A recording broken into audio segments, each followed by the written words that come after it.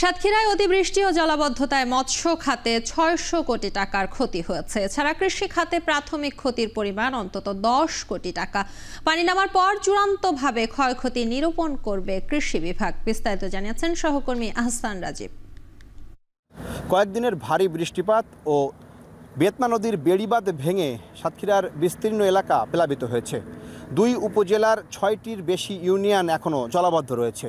এ সমস্ত এলাকায় যে সমস্ত ফসলের ক্ষেত এবং মাছের ঘের রয়েছে সেগুলো কিন্তু ভেসে গেছে। এখন পর্যন্ত যে সমস্ত এলাকায় ফসল চাষ করা হতো সেই ধানের জমি এবং ফসলের জমি সেগুলো কিন্তু পানির নিচে রয়েছে। এ সমস্ত এলাকার চাষিরা বলছেন তাদের বিপুল পরিমাণ ক্ষয়ক্ষতি হয়েছে। যদিও এখানকার কৃষি বিভাগ থেকে বলা হচ্ছে যে এখন পর্যন্ত তারা যে ক্ষয়ক্ষতি নিরূপণ করেছেন সেটি ১০ কোটি টাকার বেশি এবং পানি নেমে যাওয়ার পরে আসলে ক্ষয়ক্ষতির প্রকৃত চিত্রটি তারা নিরূপণ করতে পারবেন। এছাড়া মৎস্য খাতে কিন্তু এখানে ক্ষতি হয়েছে, যেটি বলা হচ্ছে মৎস্য বিভাগ থেকে ৬০০ কোটি টাকার বেশি ক্ষয়ক্ষতি হয়েছে। যদিও এখানকার মাছ চাষিদের দাবি কয়েক হাজার কোটি টাকার ক্ষয়ক্ষতি হয়েছে। মৎস্য বিভাগ থেকে বলা হচ্ছে যে জেলায় ৫,০০০ হেক্টরের বেশি মাছের যে ঘের রয়েছে সেগুলো কিন্তু ক্ষতিগ্রস্ত হয়েছে।